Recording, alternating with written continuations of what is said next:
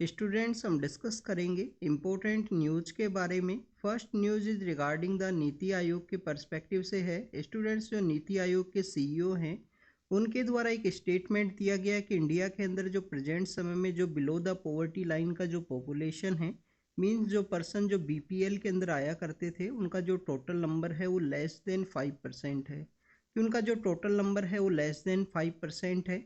ये बेसिकली उनके द्वारा डिस्कस किया गया है। अभी रिसेंटली एक सर्वे है, उसके कुछ डाटाज हैं उनको रिलीज किया गया था, जो कि कंजप्शन बेस आपको जो सर्वे है वो देखने के लिए मिलता है, जिसको कि किसके द्वारा कंडक्ट किया गया स्टूडेंट्स, एनएसओ के द्वारा। अगर हम सर्वे के बारे में बात करें स्टूडेंट, तो सर्वे है house hold consumption and expenditure सर्वे, कि किसी भी एक हाउस होल्ड का जो कंजप्शन है, कंजप्शन किस तरीके से है, एक्सपेंडिचर किस तरीके से है, उसका जो सर्वे है वो कंडक्ट करवाया गया था एनएसओ के द्वारा। उसी के जो डाटाज हैं उनको डिस्कस करते हुए नीति आयोग के जो चीफ हैं, जो सीईओ हैं, उनके द्वारा डिस्कस किया गया कि इंडिया के अंदर में जो बीपीएल के अंदर में जो पर्सन्स हुआ करते थे उनके जो नंबर्स हैं वो यहाँ पे डिक्रीज हुए हैं। इंडिया का जो रूरल इकोनॉमी है उसके अंदर भी जो प्रोग्रेस है उसके बारे में डिफाइन किया गया है, डिस्कस किया गया है उन्हीं के द्वारा। और आप देखिए कि इंडिया के अंदर में जो आपको इनइक्वलिटी देखने के लिए मिलता है कि कुछ लोगों के पास में जो मोर प्रोग्रेस है, मोर जो मनी है जो आपको देखने के लिए मिलेगा, तो आप देखिए कि वो जो इनइक्वलिटी है उसको रिप्रेजेंट किया जाता है गिनी कोफिशेंट के थ्रू में। तो गिनी कोफिशेंट के थ्रू भी यहाँ पे बताया गया है कि इंडिया के अंदर जो इनइक्वलिटी है वो भी डिक्लाइन का फेज के अंदर में है। आने वाले समय में जो गिनी कोफिशेंट है, गिनी इंडेक्स है, उसके थ्रू में उसको जो रिड्यूस है वो किया जाएगा इंडिया के अंदर में। नेक्स्ट अगर हम डिस्कस करें स्टूडेंट्स, तो उत्तराखंड के पर्सपेक्टिव से है। आप देखिए कि रिसेंटली उत्तराखंड के अंदर में जो यूनिफॉर्म सिविल कोड है उसका बिल है उसको प्रपोज किया गया था उत्तराखंड लेजिस्लेटिव असेंबली के अंदर में। और कुछ दिनों पहले उत्तराखंड के अंदर जो हल्द्वानी का जो एरिया है, जो कि बेसिकली आपको कुमायूं का जो रीजन है उसके अंदर देखने के लिए मिलता है। आप देखिए कि हल्द्वानी का जो रीजन है उसके अंदर में वायलेंस है वो देखने के लिए मिला। उसी के रिगार्डिंग में उत्तराखंड का जो लेजिस्लेटिव असेंबली है उनके द्वारा एक बिल है उसको प्रपोज किया गया है, जिसके अंदर बेसिकली आप देखिए कि किसी भी वायलेंस की सिचुएशन के समय में या प्रोटेस्ट के दौरान में जो गवर्नमेंट का जो प्रॉपर्टी है उसका डैमेज आपको देखने के लिए मिलता है, तो उस डैमेज का जो रिकवरी है उसके पर्सपेक्टिव से एक बिल है उसको प्रपोज किया गया उत्तराखंड लेजिस्लेटिव असेंबली के अंदर में। तो आपको यहाँ पे हमारा जो फंडामेंटल ड्यूटी है उसके बारे में आपको ज़रूर से पता होना चाहिए कि आप देखिए कि फंडामेंटल ड्यूटी के अंदर भी हमारा जो गवर्नमेंट का जो प्रॉपर्टी है या हमारे जो कंट्री का जो प्रॉपर्टी है उसको डैमेज से बचाने के बारे में कहा गया है, उसको प्रोटेक्ट करने के बारे में डिस्कस किया गया है। आपको फंडामेंटल ड्यूटीज़ के बारे में कुछ बेसिक इन्फॉर्मेशन है वो ज़रूर से पता होनी चाहिए। जैसे कि आप देखिए कि जो फंडामेंटल ड्यूटीज है जो आर्टिकल 51A के अंडर में जिनको इंसर्ट किया गया है, आर्टिकल 51A के अंडर में आफ्टर द रिकमेंडेशन ऑफ स्वर्ण सिंह कमेटी, स्वर्ण सिंह बेसिकली उस समय हमारे मिनिस्टर हुआ करते थे सेंटर के अंदर में, तो उनका एक कमेटी बना उनके चेयरमैनशिप के अंदर में। उन्हीं की कमेटी के रिकमेंडेशन के बाद में आपको जो फंडामेंटल ड्यूटीज़ हैं वो देखने के लिए मिलती हैं। आप देखिए कि एक जो फंडामेंटल ड्यूटी है जो कि एजुकेशन के पर्सपेक्टिव से है, उस फंडामेंटल ड्यूटी को लेटर फॉर्म के अंदर में ऐड किया गया है 86 कॉन्स्टिट्यूशन अमेंडमेंट एक्ट के थ्रू में। तो जो fundamental duty 86 constitution amendment act के थ्रू ऐड किया गया एजुकेशन के पर्सपेक्टिव से, तो उसके बारे में आपको ज़रूर से जानकारी होनी चाहिए कि उसके अंदर जो एज है उसको कौन सा एज को शामिल किया गया है। क्या 0 to 6 के जो चिल्ड्रंस हैं उनका केयर करना है किसी भी पेरेंट्स के द्वारा, अपने जो चिल्ड्रंस हैं उनका केयर करने का जो फंडामेंटल ड्यूटी है वो बताया गया है। तो वो एज का जो नंबर है वो क्या है, इसके बारे में आप कमेंट सेक्शन के अंदर बताना, ये आपका होमवर्क है स्टूडेंट्स। अगर हम बात करें स्टूडेंट्स यहाँ पे प्रॉपर्टी के प्रोटेक्शन के पर्सपेक्टिव से, तो आप देखिए कि आपको आर्टिकल 51A के अंडर में, आर्टिकल 51A के अंडर में जो आई नंबर का जो ड्यूटी है वो देखने के लिए मिलता है। उस आई नंबर के ड्यूटी के अंदर बताया गया है कि आपको सेफ गार्ड करना है पब्लिक प्रॉपर्टी को। जो पब्लिक प्रॉपर्टी है उसको आपको सेफ गार्ड करना है, उसको आपको प्रोटेक्ट करना है और वायलेंस को एब्जूर करना है, उसके बारे में डिफाइन किया गया है आर्टिकल 51A का जो आई सब क्लोज है उसके अंदर में, वो फंडामेंटल ड्यूटी के पर्सपेक्टिव से बताया गया है। तो आपको इस तरीके से जो इन्फॉर्मेशन है वो ज़रूर से होना चाहिए फंडामेंटल ड्यूटीज़ के पर्सपेक्टिव से। आप अगर इस कंट्री के अंदर रहते हो, इसके सिटीजन हो, तो आपका रिस्पॉन्सिबिलिटी है कुछ फंडामेंटल ड्यूटीज़ है उनको फॉलो करने का। कंट्री के अंदर में जो सॉवरेनिटी है उसको प्रमोट करना है, कंट्री के जो फ्रीडम फाइटर्स हैं उनको भी आपको प्रमोट करना है। इसके अलावा आप देखिए कि जो नेशनल सिम्बल्स हैं, जैसे कि हमारा जो नेशनल एंथम है, उसको जो भी आपको जो रेस्पेक्ट है वो करना है, ये आपका फंडामेंटल ड्यूटी है। तो स्टूडेंट्स, ये फंडामेंटल ड्यूटी के बारे में हुआ। यहाँ पे नीति आयोग है उसके बारे में मेंशन किया गया था, तो कुछ बेसिक इन्फॉर्मेशन आपको नीति आयोग के पर्सपेक्टिव से भी होना चाहिए। आप देखिए कि 2015 के समय इसको इस्टेब्लिश किया गया, नीति आयोग को इस्टेब्लिश किया गया, नीति आयोग के द्वारा रिप्लेस किया गया है प्लानिंग कमीशन को। अर्लियर फेज के अंदर जो प्लानिंग कमीशन है वो हुआ करता था। नीति आयोग को जो चेयरमैनशिप है वो किसके द्वारा की जाती है स्टूडेंट्स? नीति आयोग का जो चेयरमैनशिप है आपको जो पीएम सर हैं हमारे, उनके थ्रू आपको देखने के लिए मिलती है। आप देखिए कि इसके जो वाइस चेयरमैन है उनका अपॉइंटमेंट पीएम सर के द्वारा ही किया जाएगा। किसी भी एक पर्सन है उसको नॉमिनेट किया जाता है एज ए वाइस जो चेयरमैन है उसके पर्सपेक्टिव से। स्टूडेंट्स, अगर हम बात करें नेक्स्ट न्यूज के बारे में, तो आप देखिए कि पीएम सर का ही न्यूज है कि उनके द्वारा कुछ एम्स जो हमारे यहाँ पे मेडिकल इंस्टीट्यूशंस हैं उनको ओपन किया गया है। कुछ स्टेट्स के अंदर में उनका जो इनोग्रेशन है वो कैरी आउट किया गया। आप देखिए कि कुछ दिन पहले हमने हरियाणा के पर्सपेक्टिव से रीड किया था कि हरियाणा के अंदर भी जो एम्स का जो इनोग्रेशन है उसका जो फाउंडिंग स्टोन है वो वहाँ पे रखा गया था। अब वो बिल्डिंग का कंस्ट्रक्शन के बाद में उसका इनोग्रेशन है वो किया जाएगा। आप देखिए कि हमारा जो सेंट्रल गवर्नमेंट है उसके द्वारा मल्टीपल जो एम्स का जो इंस्टीट्यूशन है उसको उसका जो कंस्ट्रक्शन है उसको बेसिकली एक स्कीम के थ्रू इम्प्लीमेंट किया गया था, जिसको कि हम प्रधानमंत्री स्वास्थ्य सुरक्षा योजना के रूप से जानते हैं।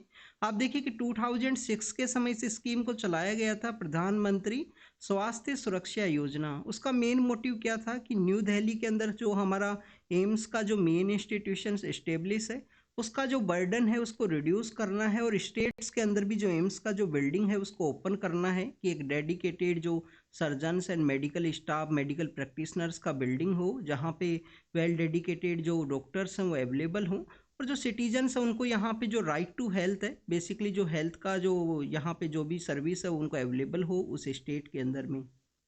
जिससे कि आप देखिए कि जो स्टेट्स का जो बर्डन है जो दिल्ली का एम्स इंस्टीट्यूशन के ऊपर आपको देखने के लिए मिलता है, तो उस बर्डन को यहाँ पे रिड्यूस किया जा सके डिसेंट्रलाइजेशन प्रोसेस के थ्रू। प्रधानमंत्री स्वास्थ्य सुरक्षा योजना के थ्रू जो एम्स इंस्टीट्यूशंस हैं उनको स्टार्ट किया गया था डिफरेंट स्टेट्स के अंदर में। तो this is all the information related to the Uttarakhand के पर्सपेक्टिव से है, वायलेंस के रिगार्डिंग में नीति आयोग के पर्सपेक्टिव से जहाँ पे बीपीएल के रिगार्डिंग में रीड किया गया है, और एम्स का जो इंस्टीट्यूशंस हैं उनके बारे में है। नेक्स्ट अगर हम बात करें students, next is regarding the एक फेस्टिवल के पर्सपेक्टिव से है। फेस्टिवल को यहाँ पे फेस्टिवल ऑफ फॉरगिवनेस के रूप से जाना जाता है कि आप यहाँ पे किसी भी पर्सन को क्षमा कीजिए, उसके द्वारा कोई भी मिस्टेक है वो किया गया हो, तो फॉरगिवनेस का जो फेस्टिवल है उसके रूप से यहाँ पे सेलिब्रेट किया गया है। उसी का जो फोटो है उसको शो किया गया है कि जम्मू एंड कश्मीर के अंदर में जो सिया मुस्लिम्स हैं उनके द्वारा इस तरीके से जो फेस्टिवल ऑफ फॉरगिवनेस है, जिसको कि हम शब-ए बारात के रूप से भी जानते हैं, जिसको यहाँ पे सेलिब्रेशन को कैरी आउट किया गया।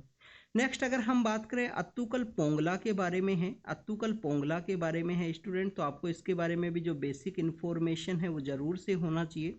आप देखिए कि अत्तुकल पोंगला का जो फेस्टिवल है उसको वुमेन्स का जो सबरीमाला है उसके रूप से भी जाना जाता है, कि जो वुमेन्स है उनके सबरीमाला के रूप से भी इसको जाना जाता है। आपको सबरीमाला के बारे में पता होना चाहिए।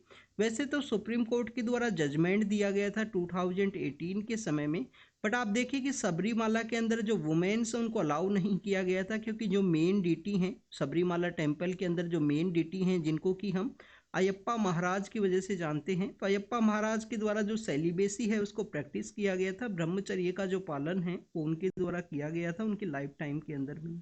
फिर उसका जो पेटिशन है वुमेन्स का जो टेम्पल एंट्री के रिगार्डिंग में जो पेटिशन है वो सुप्रीम कोर्ट के अंदर में फाइल हुआ था। वुमेन्स को जो एंट्री है वो अलाउ कर दिया गया था सुप्रीम कोर्ट के द्वारा। तो आप देखिए कि अत्तुकल पोंगला है जो आपको देखने के लिए मिलता है केरल के अंदर में, जिसका जो प्रैक्टिस है वो कैरी आउट किया जाता है। इसके अंदर में जो कम्प्लीटली जो वुमेन्स है उनके द्वारा पार्टिसिपेट किया जाता है, और यहाँ पे जो मेन डीटी है वो आपको अत्तुकल भागवती जो टेम्पल है वहाँ पे देखने के लिए मिलती हैं।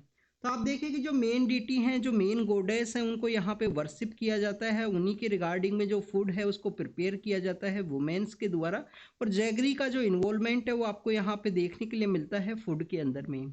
आप देखिए कि कुछ दिन पहले हमने जो मेदाराम जात्रा है, समक्का सरलम्मा का जो फेस्टिवल है कोया ट्राइब के द्वारा, हमारा जो आंध्र प्रदेश एंड तेलंगाना का जो रीजन है वहाँ पे उसको सेलिब्रेट किया जाता है। तो आप देखिए कि उस कोया ट्राइब के द्वारा जो सेलिब्रेट किया जाता है उस समय भी हमने जो जैगरी का जो इन्वॉल्वमेंट है उसको वहाँ पे रीड किया था कि जैगरी को बेसिकली ऑफर किया जाता है, जो गोडेस समक्का एंड सरलम्मा जो मेन गोडेस हैं उनको वहाँ पे जो ऑफर है वो किया जाता है। यहाँ पे भी आपको जो जैगरी का जो इन्वॉल्वमेंट है वो देखने के लिए मिलेगा फूड के अंदर में, अत्तुकल पोंगला के अंदर में। वुमेन्स का जो सबरीमाला है उसकी वजह से भी हम इसको जानते हैं। इसके अलावा आप देखें कि यहाँ पे जो हम संगम एज के बारे में जब रीड करते हैं, शिलापादिक्रम नाम का जो किताब है उसके अंदर हम संगम एज के बारे में रीड करते हैं। वैसे ये जो शिलापादिक्रम जो बुक है वो किसके द्वारा लिखा गया है स्टूडेंट्स? इलांगो आदिगल नाम के जो पर्सन हैं वो आपको देखने के लिए मिलते हैं। आप देखिए उसके अंदर कोवलन एंड माधवी का जो लव स्टोरी है उसको वहाँ पे शो किया गया है। और बेसिकली एक कनंगी नाम का जो औरत हुआ करता था, कनंगी नाम का जो पर्सन हुआ करते थे, उनके द्वारा जो सेक्रीफाइस किया गया उसी के पर्सपेक्टिव से उसमें डिस्कस किया गया है शिलापादिक्रम के अंदर में। इलांगो आदिगल के द्वारा वो जो किताब है उसको लिखा गया है, संगम एज के समय आपको देखने के लिए मिलता है। तो आप देखिए कि जो शिलापादिक्रम नाम का जो बुक है उसके अंदर भी आपको अत्तुकल पोंगला है उसका जो मेंशन है वो देखने के लिए मिलेगा कि उसके अंदर में बेसिकली जो कनंगी नाम का जो औरत है, कनंगी नाम का जो पर्सन है, उनके द्वारा जो सेक्रीफाइस किया गया, वो वहाँ से अपना जो हस्बैंड है उनके अगेंस्ट में जितना भी अनजस्टिस हुआ था उस समय में, वहाँ से वो ट्रैवल करते हुए इस प्लेस के लिए पहुँचे थे। यहाँ पे उनको गोडेस के रूप से वर्शिप किया जाता है। उसी के बारे में बेसिकली इस यहाँ पे इस फेस्टिवल के अंदर में आपको देखने के लिए मिलता है। स्टूडेंट्स, अगर हम इस प्लेस के बारे में बात करें तो आपको यहाँ पे कोडुगल्लोर नाम का जो प्लेस है वो देखने के लिए मिलता है केरल के अंदर में, जहाँ पे जो मेन जो गोडेस हैं जिनको कि हम अत्तुकल भागवती टेम्पल के रूप से जानते हैं, उन मेन गोडेस को जो कनंगी हैं शिलापादिक्रम बुक के अंदर में, उन्हीं का यहाँ पे जो वर्शिप है वो किया जाता है अत्तुकल पोंगला के अंदर में। नेक्स्ट अगर हम बात करें स्टूडेंट्स, चालुक्य किंगडम के पर्सपेक्टिव से है। आप देखिए कि रिसेंटली जो चालुक्य किंगडम्स हैं जो कि बेसिकली बादामी एंड वातापी के जो रूलर्स हैं वो हुआ करते थे। आप देखिए कि ये जो चालुक्य एम्पायर है वो आपको 2 डिफरेंट फेज के अंदर में देखने के लिए मिलता है। फर्स्ट फेज वाले जो बेसिकली जो किंग्स हैं उनको हम वेस्टर्न चालुक्याज की वजह से जानते हैं कि वेस्टर्न चालुक्याज हैं, या Chalukyas of Badami and Vatapi के जो चालुक्याज हैं उनकी वजह से भी इनको जाना जाता है। सेकंड, अगर हम चालुक्याज के बारे में बात करें, बीच में आपको एक डिसकंटिन्यूटी है वो देखने के लिए मिलेगा। आप देखिए कि जो राष्ट्रकूटा डायनेस्टी है, राष्ट्रकूटा डायनेस्टी किनके द्वारा इस्टेब्लिश किया गया है स्टूडेंट्स? दंती दुर्ग के द्वारा इस्टेब्लिश किया गया है। आपको यहाँ पे राष्ट्रकूट डायनेस्टी के बारे में एक और इन्फॉर्मेशन होनी चाहिए, काफ़ी फैक्चुअल इन्फॉर्मेशन है। एक तो आप देखिए कि यहाँ पे राष्ट्रकूट डायनेस्टी के अंदर एक बुक आपको देखने के लिए मिलती है, कवि राजमार्ग का जो रचना है वो वहाँ पे राष्ट्रकूट डायनेस्टी के समय ही किया गया है। और आप देखिए कि जो एलोरा का जो केव्स है उसमें जो केव नंबर 17 है, केव नंबर 17 के अंदर में जो कैलाश नाथ का जो टेम्पल है, लॉर्ड कैलाश का जो टेम्पल बनाया गया है एलोरा का केव्स के अंदर में, तो वो जो केव के अंदर में जो कैलाश टेम्पल है उसका भी कंस्ट्रक्शन आपको इस राष्ट्रकूट डायनेस्टी के अंडर ही देखने के लिए मिलेगा। तो ये जो between the both western Chalukyas and eastern Chalukyas के बिटवीन के अंदर में जो टाइम पीरियड है यहाँ पे आपको राष्ट्रकूट डायनेस्टी है वो देखने के लिए मिलेगा। तो आप देखिए कि यहाँ पे एक जो टेम्पल है वो मिला है, वो बेसिकली बादामी का जो एरिया है प्रेजेंट समय में कर्नाटक के अंदर में, वहाँ से 500 किलोमीटर का उसका डिस्टेंस है। तो बेसिकली ये क्या शो करता है स्टूडेंट्स? ये शो ये करता है कि जो प्रेजेंट समय में हमारा जो कर्नाटक का जो रीजन है, आंध्र प्रदेश का जो रीजन है, यहाँ पे बेसिकली जो चालुक्य डायनेस्टी है, जो वेस्टर्न चालुक्याज है, उनका रूल वहाँ पे हुआ करता था। अब हम यहाँ पे जो चालुक्य डायनेस्टी है उसके पर्सपेक्टिव से कुछ बेसिक इन्फॉर्मेशंस हैं उनको हम यहाँ पे डिस्कस करेंगे। आप देखिए कि वेस्टर्न चालुक्याज के अंदर में जो फेमस रूलर आपको देखने के लिए मिलता है उसको हम पुलकेशिन की वजह से जानते हैं। पुलकेशिन नाम के जो पर्सन है वो यहाँ पे एक फेमस रूलर हुआ करते थे वेस्टर्न चालुक्याज के। फिर उसके बाद में आपको जो पुलकेशिन सेकंड है वो आपको यहाँ पे माइटी रूलर के रूप से देखने के लिए मिलेंगे। और आप देखिए कि जो हर्षवर्धन है जो कि कन्नौज से रूल किया करते थे, और ओरिजिनली कहाँ से हुआ करते थे स्टूडेंट्स? जो हमारा प्रेजेंट समय में हरियाणा है, हरियाणा के अंदर में जो जगह है थानेसर, ये आपको कुरुक्षेत्र का जो रीजन है उसके आसपास देखने के लिए मिलेगा। थानेसर का जो जगह है वहां से वो रूल किया करते थे उस समय में हर्षवर्धन। उनका बहन का जो शादी है वो कन्नौज के लिए होता है। उसके बाद में उनके जो बहनोई हैं उनका हस्बैंड, उनके जो बहन के जो हस्बैंड हैं उनका डेथ होगा। शशांक नाम के जो रूलर हैं जो आपको बंगाल से देखने के लिए मिलते हैं, उनके बारे में हमने ऑलरेडी भी काफ़ी बार डिस्कस किया है कि उनके द्वारा जो महाबोधि जो ट्री हुआ करता था बोध गया के अंदर भी, उसका भी जो डिस्ट्रैक्शन है वो किया गया था। तो आप देखिए कि शशांक के द्वारा अटैक कर दिया जाता है। उसके बाद में वहाँ पे हर्षवर्धन के द्वारा थानेसर के अंदर में उनका जो किंगडम हुआ करता था और जो कन्नौज का जो किंगडम है उसको उन दोनों ने यहाँ पे जो ज्वाइनिंग है वो कर लिया गया था शशांका के द्वारा। सॉरी, शशांका के उस इंसिडेंट के बाद में उनको ज्वाइन कर लिया जाता है टू बोथ किंगडम्स को। तो कन्नौज से रूल किया करेंगे हर्षवर्धन यहाँ पे। तो आप देखिए कि जो पुलकेशिन सेकंड है उनके द्वारा हर्षा को भी यहाँ पे डिफीट किया गया, हर्षवर्धन को यहाँ पे उनके द्वारा डिफीट किया गया। उसके अलावा स्टूडेंट्स अगर हम बात करें जो पल्लवा जो रूलर हुआ करते थे जो कि आपको कांचीपुरम से देखने के लिए मिलते हैं, आप देखिए कि ये जो पल्लवा रूलर्स हैं ये वही हैं जिनके द्वारा जो महाबलीपुरम का जो एरिया है उसको इस्टेब्लिश किया गया है, जिस महाबलीपुरम को हम यहाँ पे ममल्लापुरम की वजह से भी जानते हैं। ममल्लापुरम का जो नाम है वो भी उसको दिया गया है। तो आप देखिए कि कांची के जो महेंद्र वर्मन नाम के जो पर्सन हुआ करते थे उनको भी यहाँ पे डिफीट किया जाएगा पुलकेशिन सेकंड के द्वारा। पुलकेशिन सेकंड के बाद में आपको विनयदित्य हैं, विक्रमादित्य हैं, ऐसे आपको जो रूलर्स हैं वो देखने के लिए मिलते हैं। उसके अलावा आप देखिए कि यहाँ विक्रमादित्य के जो सन हैं जिनको कि कीर्तिवर्मन सेकंड की वजह से जाना जाता है, उनको यहाँ पे जो राष्ट्रकूट डायनेस्टी की जो दंती दुर्गा हैं जिनके द्वारा राष्ट्रकूट डायनेस्टी का इस्टेब्लिशमेंट किया गया। और आप देखिए कि राष्ट्रकूट डायनेस्टी का जो मेन कैपिटल है वो क्या हुआ करता था स्टूडेंट्स, आपको देखने के लिए मिलेगा मान्याखेट है जो इनका मेन कैपिटल हुआ करता था। मान्याखेट से ये रूल किया करते थे। तो राष्ट्रकूट डायनेस्टी के जो रूलर हैं दंती दुर्गा, उनके द्वारा यहाँ पे जो कीर्तिवर्मन सेकंड है उनको डिफीट किया जाता है। राष्ट्रकूट डायनेस्टी है वो पावर के रूप से आएगा। स्टूडेंट्स राष्ट्रकूट डायनेस्टी के बारे में हमने काफ़ी बार रीड किया है। कन्नौज का जो त्रिपार्टाइट अलायंस है, जो त्रिकोणीय संघर्ष है, उसके पर्सपेक्टिव से आप देखिए कि कन्नौज के अंदर में जो रिवर है वो फ्लो करती है, एक प्रोस्परस एरिया हुआ करता था और सिल्क रूट का जो पार्ट है वो भी होने की वजह से उसको एज ए प्रोस्परस एरिया के रूप से जाना जाता है। इसी वजह से जो 3 डायनेस्टीज हैं, जो पाल डायनेस्टी है जो आपको ईस्टर्न इंडिया के अंदर देखने के लिए मिलेगा, देवपाल है, गोपाल के द्वारा उसको इस्टेब्लिश किया गया था। देवपाल हैं, धर्मपाल हैं, ऐसे रूलर्स यहाँ पे हुआ करते थे। गुर्जर प्रतिहार नाम का जो डायनेस्टी है जो आपको वेस्टर्न इंडिया से देखने के लिए मिलता है। और आप देखिए कि सदर्न इंडिया में जो मान्यखेट का जो रीजन है वहाँ से जो रूल किया करते थे राष्ट्रकूटा। राष्ट्रकूटा सदर्न इंडिया से यहाँ पे जो कन्नौज है उसका लड़ाई के लिए जाएंगे। 3 यहाँ पे जो संघर्ष है वो आपको देखने के लिए मिलेंगे। राष्ट्रकूट डायनेस्टी के द्वारा कभी भी नॉर्दर्न पार्ट ऑफ इंडिया के अंदर जो सेटलमेंट है वो नहीं किया गया। वो लड़ाई करने के लिए जाएंगे, वॉरफेयर का एक्टिविटी के अंदर पार्टिसिपेट करेंगे और फिर से वापस के लिए यहाँ से आ जाएंगे। अगर हम बात करें स्टूडेंट्स जो सेकंड फॉर्म है यहाँ पे चालुक्याज का, तो आप देखिए कि जो सेकंड फॉर्म है वो आपको तिलप्पा नाम के एक रूलर हुआ करते थे। तिलप्पा नाम के एक रूलर हुआ करते थे, उनके द्वारा राष्ट्रकूट डायनेस्टी को डिफीट करते हुए वो पावर के अंदर में आएंगे।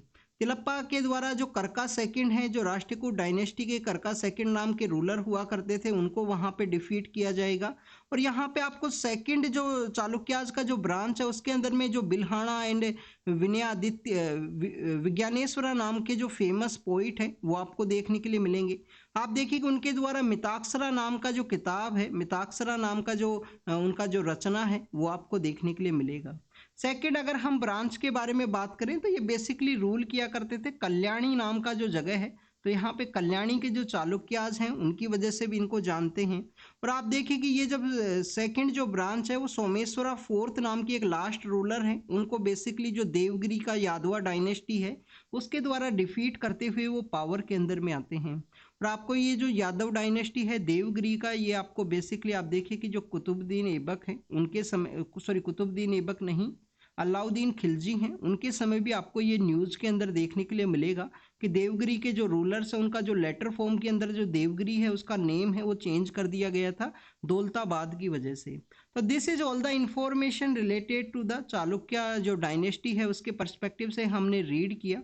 आप देखिए कि आपको एंशिएंट हिस्ट्री, मेडिवल हिस्ट्री को इसी तरीके से याद करना है स्टूडेंट्स। अगर हम यहाँ पे बात करें चालुक्य डायनेस्टी के कुछ फेमस जो प्लेसेस हैं उनके बारे में, तो आपको देखिए कि यहाँ पे आपको अही होल इंस्क्रिप्शन के बारे में पता होना चाहिए। अही होल इंस्क्रिप्शन है जो बेसिकली यहाँ पे चालुक्य डायनेस्टी से ही रिलेटेड है। इसके अलावा आपको विरूपक्षा जो टेम्पल है वो भी आपको देखने के लिए मिलता है, जिसके अंदर में जो गोथिक आर्ट है उसका इन्फ्लुएंस आपको देखने के लिए मिलेगा। महादेव टेम्पल भी है, इतागी का नाम का जो जगह है वहाँ पे। काशी विश्वेश्वरा नाम का जो टेम्पल है, लाखुंडी नाम की जो जगह है, सरस्वती का जो टेम्पल है, गडांग नाम की जो जगह है वहाँ पे आपको देखने के लिए मिलता है। हमारे एनसीईआरटी के अंदर में काफ़ी अच्छे से मेंशन किया गया है चालुक्य डायनेस्टी के बारे में, उनका जो फोटोज है उनको भी शो किया गया है। तो इसको आप रीड कीजिए अगर आपको नहीं पता है। एनसीईआरटी के अलावा भी अगर आपको डिटेल से रीड करना है तो सतीश चंद्र नाम का जो किताब है, आर.एस. शर्मा नाम का जो किताब है, जो ओल्ड एनसीईआरटी हुआ करते थे, उनको आप काफ़ी डिटेल से वहाँ पे रीड कीजिए, क्योंकि आप देखिए कि काफ़ी सारे जो क्वेश्चंस हैं कभी कभी प्रीलिम्स में और मेंस के अंदर भी पूछ लिए जाते हैं। यहाँ पे डिफरेंट डिफरेंट डायनेस्टी का जो टाइम पीरियड है, वहाँ पे उनके कुछ समय में कौन कोर्ट पोइट हुआ करते थे, कौन सा वहाँ पे जो आर्किटेक्चर आपको देखने के लिए मिलता है, तो उसी के रिगार्डिंग में जो क्वेश्चन है वो पूछे जाते हैं प्रीलिम्स और मेंस के एग्जामिनेशन के अंदर में। तो आपको उसके बारे में इंफॉर्मेशन है वो ज़रूर से होना चाहिए। नेक्स्ट अगर हम बात करें स्टूडेंट्स, यहाँ पे हमारा रिसेंटली जो रायसीना डायलॉग कंडक्ट हुआ है उसके पर्सपेक्टिव से है। तो आप देखिए कि रायसीना डायलॉग के अंदर जो टू मच डाइवर्सिटी है वो देखने के लिए मिला है, उसी के पर्सपेक्टिव से डिस्कस किया गया है कि हमारे जो मिनिस्टर ऑफ एक्सटर्नल अफेयर हैं उनके द्वारा देखिए कि इंडिया को एज ए विश्व मित्र के रूप से जो डिफाइन है वो किया गया है कि इंडिया जो कंट्री है वो सभी जो कंट्रीज हैं उनका एक विश्व मित्र है, एक फ्रेंडली नेशन है। उनके द्वारा जो डिप्लोमेटिक रिलेशंस है वो देखने के लिए मिलते हैं। उनके द्वारा यहाँ पे कहा गया कि यूनाइटेड नेशन सिक्योरिटी काउंसिल है उसको रिफॉर्म करने का ज़रूरत है। इंडो पैसिफिक रीजन के पर्सपेक्टिव से भी आप देखिए कि इनके द्वारा डिस्कस किया गया है। इंडो पैसिफिक रीजन जिनको कि पहले टू एंटिटीज़ के रूप से डिस्कस किया जाता था, बट लेटर फॉर्म के अंदर में जब क्वेड को यहाँ पे इस्टेब्लिश किया गया है तो इंडो पैसिफिक का जो इस्टेब्लिशमेंट है वो आपको देखने के लिए मिलता है। स्टूडेंट्स, इनके द्वारा इंडिया का जो वैक्सीन डिप्लोमेसी है उसके बारे में भी डिस्कस किया गया है, यूएनएससी के रिफॉर्म के बारे में कहा गया है, और भी काफ़ी कुछ ऐसे एरियाज है। ब्रिक्स कंट्रीज का जो रिलेशन है, G20 के अंदर में जो ग्लोबल साउथ के जो कंट्रीज है उनको एक प्लेस देने के बारे में किया गया है डिस्कस यहाँ पे। तो इंडिया के रोल के पर्सपेक्टिव से ग्लोबल साउथ के बारे में हो, इंस्टीट्यूशनल रिफॉर्म्स के बारे में हो, यहाँ पे नेट सिक्योरिटी प्रोवाइडेशन के पर्सपेक्टिव से हो, तो इंडिया का जो रिसेंट रोल है जो Red Sea and Gulf of Aden के अंदर देखने के लिए मिला, वहाँ पे जो सी पायरेसी के जो इंसिडेंट्स हैं उनके अंदर जो रेस्क्यू को कैरी आउट किया गया है, तो उन्हीं के पर्सपेक्टिव से इंडिया का जो डाइवर्स रोल है उसके बारे में यहाँ पे डिस्कस किया है। नेक्स्ट अगर हम बात करें तो आपको यहाँ पे रायसीना डायलॉग के बारे में कुछ बेसिक इन्फॉर्मेशन होनी चाहिए। ऑब्जर्वर रिसर्च फाउंडेशन के द्वारा जो रायसीना डायलॉग है उसको कंडक्ट करवाया जाता है। मिनिस्ट्री ऑफ एक्सटर्नल अफेयर है उसका भी जो सपोर्ट है वो आपको देखने के लिए मिलता है। फॉरेन पॉलिसी के पर्सपेक्टिव से जो डिप्लोमेटिक रिलेशंस हैं, जियो स्ट्रेटजिक जो प्रॉब्लम्स हैं उनके पर्सपेक्टिव से भी उसको वहाँ पे डिस्कस किया जाता है रायसीना डायलॉग के अंदर में। आप देखिए कि रायसीना डायलॉग के अंदर में हमारे जो बाल्टिक जो नेशंस हैं, नॉर्डिक एंड बाल्टिक जो नेशंस हैं, उन 8 नेशंस के द्वारा भी पार्टिसिपेट किया गया एज ए ग्रुप के रूप से, और उनके द्वारा बेसिकली वहाँ पे डिस्कस किया गया कि कैसे जो रसिया का जो यहाँ पे इन्वॉल्वमेंट इंक्रीज हुआ है, रसिया के द्वारा जो 2 इयर्स का जो समय है जब यूक्रेन के अंदर में उस पर अटैक किया गया है, 2 इयर्स कंप्लीट हो चुके हैं, तो ऐसे जो थ्रेट्स हैं उनसे कैसे यहाँ पे डील किया जाए, तो उसके पर्सपेक्टिव से भी डिस्कस किया गया था इसी रायसीना डायलॉग के अंदर में। नेक्स्ट अगर हम बात करें स्टूडेंट्स पैलेस्टाइन के पर्सपेक्टिव से है, आप देखिए कि रिसेंटली काफ़ी सारा जो स्टेट गवर्नमेंट्स हैं, काफ़ी सारा जो स्टेट गवर्नमेंट्स मीन्स काफ़ी सारे कंट्रीज़ के द्वारा यहाँ पे कहा गया है कि जो पैलेस्टाइन है उसको स्टेटहुड है वो दे देना चाहिए, उसका डिमांड है प्रेजेंट समय में। बट इजराइल के जो पॉलिटिकल लीडर्स हैं उनके द्वारा कहा गया कि यहाँ पे पैलेस्टाइन को जो स्टेटहुड है वो नहीं देना चाहिए। और आप देखिए कि इजराइल के जो पॉलिटिकल लीडर हैं उनके द्वारा तो इस तरीके का भी स्टेटमेंट दिया गया है कि यहाँ पे हमास का जो डोमिनेटेड एरिया है जिसको कि हम गाजा स्ट्रिप के रूप से जानते हैं, तो उसके अंदर भी जो कंप्लीट कंट्रोल है आफ्टर द जो पीस का जो इस्टेब्लिशमेंट होगा उसके बाद में जो कंप्लीट कंट्रोल है यहाँ पे इजराइल का ही वहाँ पे होना चाहिए। वेस्टर्न जो घाट का यहाँ पे जो हमास का जो डोमिनेटेड एरिया है, जो वेस्टर्न पार्ट के अंदर में सिचुएटेड है, जिसको कि हम गाजा स्ट्रिप के रूप से जानते हैं, तो वहाँ पे भी जो कंप्लीट डोमिनेशन है इजराइल का ही होना चाहिए उसके बारे में कहा गया है। मीन्स उसको as a semi autonomous place के रूप से इस्टेब्लिश नहीं किया जाएगा, पैलेस्टाइन का जो कंट्रोल है वो नहीं होना चाहिए। काफ़ी सारे कंट्रीज के द्वारा जो पैलेस्टीनियन कम्युनिटी है उसको एज ए स्टेटहुड के रूप से रिकॉग्नाइज करने के बारे में डिस्कस किया गया, जिसके अंदर यूएन के जो आपको सेक्रेटरी जनरल है वो भी देखने के लिए मिलते हैं। उनके द्वारा भी जनवरी के समय एक स्टेटमेंट दिया गया था कि पैलेस्टाइन को अगर किसी के द्वारा डिनाइड किया जाता है, उसको स्टेटहुड नहीं दिया जाए, तो ये बेसिकली एक अनप्रेसिडेंट इवेंट है, अनएक्सेप्टेबल एक स्टेटमेंट है। इसके अलावा आप देखें कि यूके के जो बेसिकली पॉलिटिकल लीडर हैं उनके द्वारा कहा गया है कि पैलेस्टीनियंस का जो डोमिनेटेड एरिया है उसको स्टेटहुड के रूप से रिकॉग्नाइज किया जाएगा यूनाइटेड किंगडम के द्वारा। नेक्स्ट अगर हम बात करें स्टूडेंट, लास्ट टाइम 2000 के समय जो डिस्कशन है वो देखने के लिए मिला था पैलेस्टीनियंस का एज ए स्टेटहुड के रूप से, और कंप्लीटली जो डिस्कशन टॉक्स हैं उनका फेलियर आपको देखने के लिए मिलेगा। तो उसी के पर्सपेक्टिव से यहाँ पे कहा गया है, अलग अलग एरियाज के अंदर डिस्कस किया गया है कि यूएसए के द्वारा इजराइल को जो सपोर्ट है वो करने के बारे में कहा गया है कि यूएस के द्वारा कंटिन्यूस जो सपोर्ट है वो प्रोवाइड किया जाएगा। आप देखिए कि यूएन के अंदर भी जो प्रपोजल्स किए जाते हैं यहाँ पे इजराइल के अगेंस्ट में, वहाँ पे यूएस का जो एब्सेंट है वो आपको देखने के लिए मिलता है। इंडिया और पैलेस्टाइन के बारे में आपको ज़रूर से पता होना चाहिए।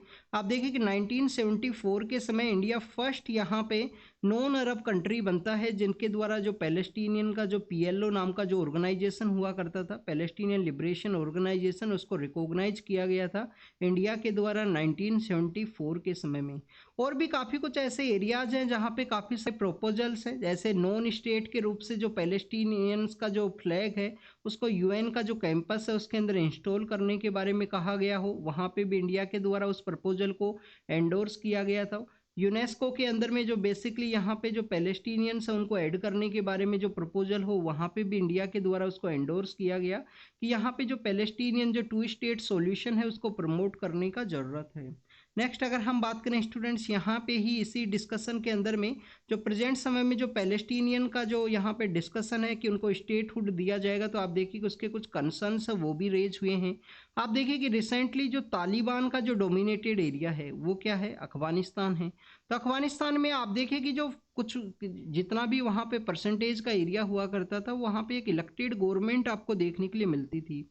और आप देखिए कि वो जो इलेक्टेड गवर्नमेंट हुआ करती थी अफगानिस्तान के अंदर में, चाहे कंप्लीट जो ट्राइबल कम्युनिटीज़ हैं उनके द्वारा पार्टिसिपेट ना किया जाता हो, वहाँ पे कुछ एरियाज के अंदर में जो तालिबान का जो डोमिनेशन है वो भी आपको देखने के लिए मिलता हो। बट आप देखिए कि जब से तालिबान को जो पावर है वो दिया गया है, डेट मीन्स यहाँ पे जो इंसर्जेंट ऑर्गेनाइजेशंस हैं या इस तरीके के जो ऑर्गेनाइजेशंस हैं जिनके द्वारा जो टेररिज्म है उसको स्प्रेड किया जाएगा, तो उनका यहाँ पे जो बेसिकली जो पावर है उसको एक्सेप्ट कर लिया गया अगर पैलेस्टीनियन कम्युनिटीज़ को। या आप देखिए कि जो हमास जो डोमिनेटेड एरिया है, हमास का जो डोमिनेटेड एरिया है उसको अगर यहाँ पे कंप्लीट स्टेटहुड है वो दिया जाता है। क्योंकि आप देखिए कि अगर यहाँ पे हमास के द्वारा ही वायलेंस किया गया था 7 अक्टूबर के दिन में, अगर हमास के द्वारा जो अटैक है जो टेरर एक्टिविटी है उनको नहीं कैरी आउट किया जाता, तो इस तरीके का जो वेस्टर्न एशियन कंट्रीज़ के अंदर में जो डिस्टर्बेंस है वो आपको नहीं देखने के लिए मिला। क्योंकि उससे पहले जो अब्राहम अकॉर्ड है वो आपको देखने के लिए मिलता है। अब्राहम अकॉर्ड के थ्रू इजराइल के द्वारा वेस्ट एशिया के जो कंट्रीज हैं, जो अरब नेशंस हैं, उनके साथ में अपने जो रिलेशंस हैं उनको स्ट्रेंथन किया था 2020 के समय में। नेक्स्ट अगर हम बात करें एजुकेशन सेक्टर के पर्सपेक्टिव से डिस्कस किया गया। आप देखिए कि रिसेंटली हमारा जो इंटरिम बजट है वो यहाँ पे देखने के लिए मिलता है। इंटरिम बजट के अंदर में आप देखिए कि जो हायर एजुकेशन इंस्टीट्यूशंस हैं, हायर एजुकेशन इंस्टीट्यूशन के अंदर स्पेशली जो हमारा यूजीसी है, यूनिवर्सिटी ग्रांट कमीशन है, उसका जो बजट एलोकेशन है वो डिक्रीज हुआ है, उसी के पर्सपेक्टिव से यहाँ पे डिस्कस किया गया है। और आप देखिए कि हमारे जो हायर एजुकेशन इंस्टीट्यूशन है, किसी भी एज सिटीजन का या स्टूडेंट का जो कैरियर शेपिंग है उसके लिए काफ़ी एक इम्पोर्टेंट रोल प्ले करते हैं, चाहे वो हमारे आईआईटीज़ हों या आईआईएम नाम के जो इंस्टीट्यूशंस हैं, जो काफ़ी फेमस इंस्टीट्यूशंस हैं, उनके बारे में भी यहाँ पे डिस्कस किया गया है। इसके अलावा स्टूडेंट्स अगर हम कंपेयर करें यहाँ पे हायर एजुकेशन इंस्टीट्यूशंस को जो बजट एलोकेशन है उसका यहाँ पे कंपेयर करें स्कूल एजुकेशन के साथ में, तो आप देखिए कि स्कूल एजुकेशन के अंदर में जो बजट एलोकेशन है वो लिटिल बिट इंक्रीज हुआ है अगर हम प्रीवियस ईयर्स के साथ में कंपेयर करें तो। स्कूल एजुकेशन के अंदर में जो बजट का जो एलोकेशन है वो आपको यहाँ पे इंक्रीज वे में देखने के लिए मिलता है। इंडिया के द्वारा रिसेंटली 2023 के समय में जो इंचियोंग डिक्लेरेशन है, जो इंचियोंग जो डिक्लेरेशन है उसको बेसिकली एक्सेप्ट किया गया था एजुकेशन के पर्सपेक्टिव से। तो आप देखिए कि उसके अंदर में बेसिकली जो फंडिंग इंक्रीज करने के बारे में डिस्कस किया गया था इंचियोंग डिक्लेरेशन के अंदर में। तो उसके कंप्लीट अगेंस्ट में जाते हुए इंटरिम बजट के अंदर में जो हायर एजुकेशन इंस्टीट्यूशंस में स्पेशली जो यूजीसी है, यूनिवर्सिटी ग्रांट कमीशन है, उसको यहाँ पे जो फंडिंग है, जो बजट का जो अलोकेशन है वो डिक्रीज हुआ है, उसके बारे में यहाँ पे कहा गया है। नेक्स्ट अगर हम बात करें स्टूडेंट्स, यहाँ पे हायर एजुकेशन इंस्टीट्यूशंस के अंदर ही आप देखिए कि एक हायर एजुकेशन इंस्टीट्यूशन का जो एजेंसी है, हिप्पा नाम का जो एजेंसी है, उसको यहाँ पे क्रिएट किया गया था गवर्नमेंट के द्वारा, हमारा यहाँ पे जो एजुकेशन रिफॉर्म्स के ही पर्सपेक्टिव से 2016-17 के समय में। आप देखिए कि हिप्पा को जो बनाया गया था जिसके अंदर में आपको जो केनरा बैंक है, केनरा बैंक के अलावा आप देखिए कि यहाँ पे जो मिनिस्ट्री ऑफ एजुकेशन है उनका भी आपको जो इन्वॉल्वमेंट है वो देखने के लिए मिलता है। हेपा का जो इस्टेब्लिशमेंट है, हायर एजुकेशन जो फंड यहाँ पे जो एजेंसी है जिसको क्रिएट किया गया था एजुकेशन इंस्टीट्यूशंस के फंडिंग के पर्सपेक्टिव से। तो हेपा का जो बजट एलोकेशन है उसके इंक्रीज के बारे में यहाँ पे डिस्कस किया गया है, जिसके द्वारा यहाँ पे जो इंस्टीट्यूशंस बिल्डिंग के अंदर में जो वहाँ पे इंफ्रास्ट्रक्चर के डेवलपमेंट के अंदर में जो लोन्स है वो प्रोवाइड किया जाता है इंस्टीट्यूशंस को। हेपा नाम का जो इंस्टीट्यूशन है उसके द्वारा जो Canara bank and Canara bank का 91% पार्टनरशिप है, 9% पार्टनरशिप आपको मिनिस्ट्री ऑफ एजुकेशन का देखने के लिए मिलेगा इस हायर एजुकेशन जो एजेंसी है उसके अंदर में। नेक्स्ट अगर हम बात करें, आप देखिए कि हमने स्कूल एजुकेशन के पर्सपेक्टिव से रीड किया। ओवरऑल अगर हम एजुकेशन के रिगार्डिंग में यहाँ पे रीड करें तो ब्रिक्स कंट्रीज में आपको सबसे लोअर अलोकेशन है, बजट का जो अलोकेशन है वो आपको देखने के लिए मिलता है। इंडिया के अंदर में काफ़ी कम जो अलोकेशन है उसको कैरी आउट किया गया है। इसके अलावा स्टूडेंट्स अगर हम बात करें एजुकेशन के ही पर्सपेक्टिव से, तो आप देखिए कि स्कूल एजुकेशन के अंदर में जो बजट है वो इंक्रीज हुआ है लिटिल बिट, बट आप देखिए कि स्कूल एजुकेशन के अंदर में कौन से सेक्टर्स हैं। एक तो आपको पीएम श्री नाम का जो स्कीम है, पीएम श्री नाम का जो स्कीम है वो आपको देखने के लिए मिलता है। पीएम श्री स्कीम के अलावा स्टूडेंट्स अगर हम बात करें एकलव्य मॉडल जो रेजिडेंशियल स्कूल है वो भी आपको देखने के लिए मिलेगा। एकलव्य मॉडल जो रेजिडेंशियल स्कूल्स हैं उनका भी आपको यहाँ पे इस्टेब्लिशमेंट देखने के लिए मिलता है। तो आप देखिए कि पीएम श्री और एकलव्य मॉडल रेजिडेंशियल स्कूल्स के अंदर में जो फंड का जो अलोकेशन है वो यहाँ पे इंक्रीज हुआ है। एकलव्य मॉडल रेजिडेंशियल स्कूल्स के रिगार्डिंग में जो क्राइटेरिया है वो आपको पता होने चाहिए, कितना % ट्राइबल कम्युनिटीज होना चाहिए उस ब्लॉक के अंदर में, जिससे कि यहाँ पे एकलव्य मॉडल रेजिडेंशियल स्कूल है उसको इम्प्लीमेंट किया जा सके, उसको इस्टेब्लिश किया जा सके। ये आपका होमवर्क है, इसके बारे में आपको पता होना चाहिए। क्या 50% ट्राइबल का पॉपुलेशन होना चाहिए, मिनिमम 20,000 के आसपास वहाँ पे जो शेड्यूल ट्राइब है उसका पॉपुलेशन है। तो वहाँ पे एकलव्य मॉडल जो आपको एक रेजिडेंशियल स्कूल देखने के लिए मिलता है जहाँ पे स्किल का ट्रेनिंग भी दिया जाएगा। ट्राइबल कम्युनिटीज़ के रिगार्डिंग में काफ़ी अच्छा आपको जो डेवलपमेंट है एकलव्य मॉडल रेजिडेंशियल स्कूल के थ्रू एजुकेशन के रिगार्डिंग में देखने के लिए मिलता है। आप देखिए कि रिसेंटली जो house hold consumption and expenditure सर्वे है वो इस्टेब्लिशमेंट के अंदर में आया है। तो उसी के अंदर में फूड सेक्टर के अंदर में यहाँ पे डिस्कस किया गया कि फूड सेक्टर के अंदर जो प्रोसेस फूड है उसके अंदर इंडियंस का जो बेसिकली एक्सपेंडिचर है वो इंक्रीज हुआ है। डे बाई डे जो प्रोसेस फूड है उसका आपको एक्सपेंडिचर है उसके अंदर में इंक्रीज होते हुए देखने के लिए मिलता है। तो आप देखिए कि यहाँ पे फूड प्रोसेसिंग के बारे में आपको जो संपदा स्कीम है उसके बारे में भी पता होना चाहिए, जिसमें मेगा क्लस्टर हैं, मेगा फूड पार्क है, उनको डेवलप किया जाएगा गवर्नमेंट के द्वारा जो संपदा स्कीम है। तो संपदा स्कीम के बारे में आप जरूर से रीड करना स्टूडेंट्स, प्रोसेस फूड के पर्सपेक्टिव से है, सॉरी प्रोसेस फूड के पर्सपेक्टिव से नहीं, मीन्स जो फूड प्रोसेसिंग का जो इंडस्ट्री है उसको कैसे डेवलप किया जाएगा गवर्नमेंट के द्वारा उसके रिगार्डिंग में है। India middle east Europe economic corridor नाम का जो इंस्टीट्यूशन है उसको G20 का जो मीटिंग है उसके दौरान में इंडिया के द्वारा लॉन्च किया गया था। बट आप देखिए कि उसके बाद में इजराइल और हमास के कन्फ्लिक्ट की वजह से वेस्ट एशिया के अंदर में आपको जो डिस्टर्बेंस है वो देखने के लिए मिलता है। इंडिया का जो ट्रेड है रेड सी के एरिया से जो ट्रेड हुआ करता है, वर्ल्ड का जो टोटल ट्रेड है आप देखिए कि 14% के आसपास टोटल वर्ल्ड का ट्रेड है। सॉरी ये नंबर्स आपको यहाँ पे चेंज भी हो सकते हैं, 14 है या 12% है, ये आप एक बार से कंफर्म जरूर से करना इस आर्टिकल के अंदर में।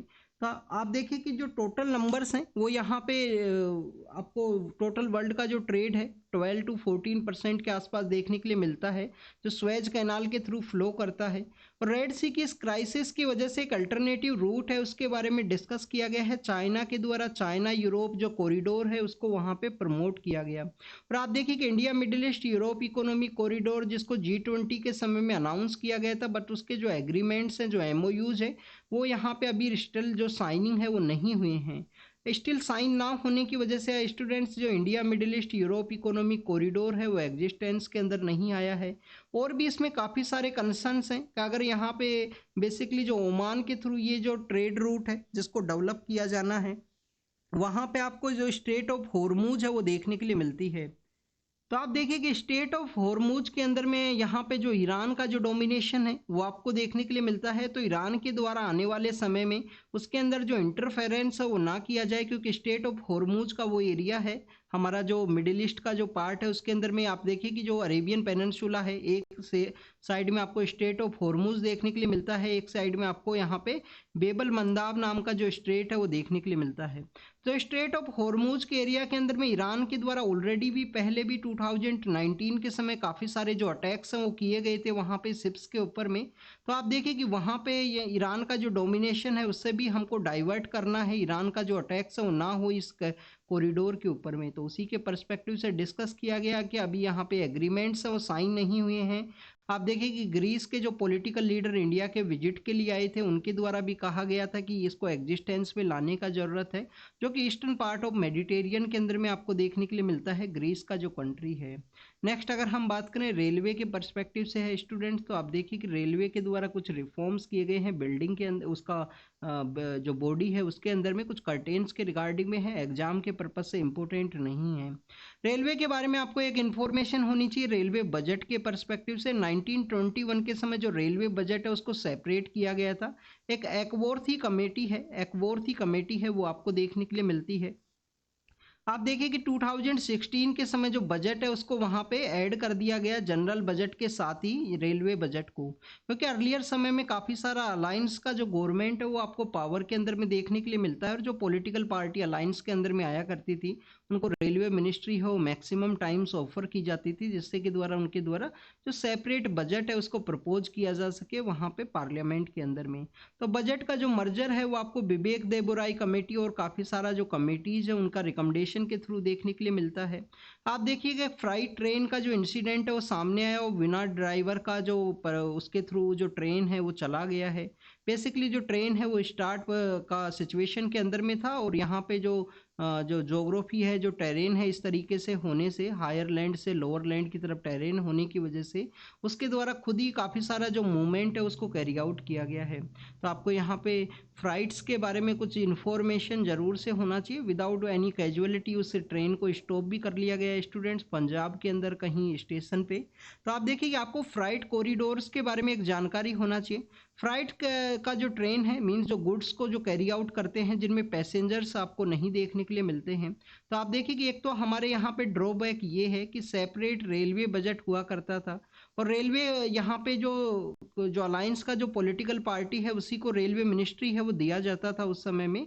अर्लियर फेज में जो अलायंस का जो गवर्नमेंट्स है वो पावर के अंदर में आया करते थे। तो आप देखिए कि उस समय में आपको देखने के लिए मिलता है कि हमारे यहाँ पे जो पैसेंजर जो फेयर है उसको इंक्रीज नहीं किया जाता था, और उसका जो कंप्लीट बर्डन है वो आपको यहाँ पे फ्राइट का जो गुड्स का जो ट्रेन है उसके ऊपर में आपको देखने के लिए मिलता है, क्योंकि ओवरऑल आपको जो इंस्टीट्यूशन है उसको प्रॉफिट के अंदर में लेके आना है, उसको रेवेन्यू को आपको जनरेट करना है।